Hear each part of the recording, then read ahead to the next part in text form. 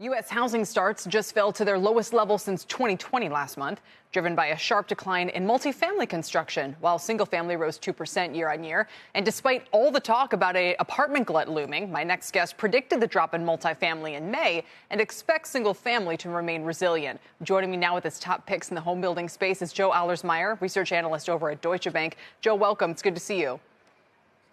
Thanks very much, Kelly. Thanks for having me back. What is going on with multifamily and apartments? And I guess we're not really talking about apartments. These are usually 2 to 6 tenant dwellings, that kind of thing.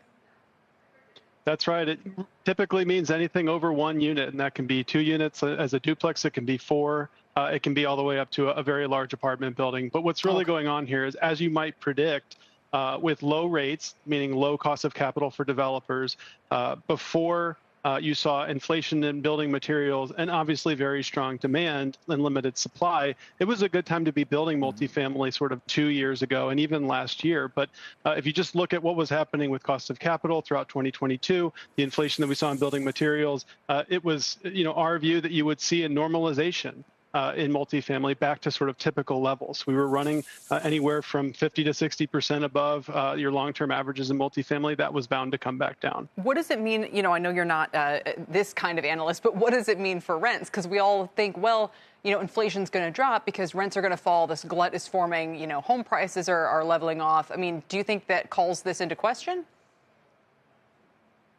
Look, I think across the housing landscape, it's clear that we're in a very undersupplied situation. If that was the case on the multifamily rental side, and that's what was driving rents higher, it continues to be the case looking forward as starts are coming in. Now, what's important to reconcile here is that starts are just one part of the equation. There's still around 1 million units under construction that will yet to be delivered, right? So we're looking at the starts today as something that will be delivered a year or even 2 years from now. And so over the next couple of years, we still expect to see completion rates actually be fairly strong in the multifamily area as that units under construction number comes down, very similar to what we saw on a little bit of a tighter window in single family over the course of last year and this year. Sure. So, which is a relief that hopefully that supply is coming and it'll kind of keep a lid on prices and rents. So what is going on the single family side? It feels like we had this massive kind of boom the last couple of years.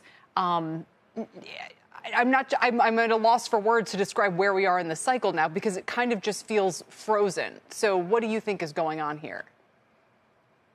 Absolutely. And I spent some time thinking about what to call the cycle when I launched on building products last year. I ended up calling it a mid-cycle crisis because that's what it felt like at the time. And look, last year you had starts that were declining into the back half at a very rapid rate because of rising mortgage rates, but you had builders continuing to deliver homes out of that backlog. So units under completion actually continued to rise, and completions themselves were actually very stable throughout 2022 and even well into 2023, getting some help from multifamily along the way. We continue to see strength in demand on the demand side for single family, meaning housing is very need-based. It's not investor-based like it was, say, in the global financial crisis. There's actually people that need homes, need places to live, whether that is a single-family home or a multifamily unit. So the household formation side of the equation, the demand is very strong. It's really going to be about how much we can actually supply and how much we can meet that demand. And that's what's going to be important for really the clearing price of houses. And that's why you haven't seen very large house price declines that were predicted by many people when they saw the starts numbers coming down.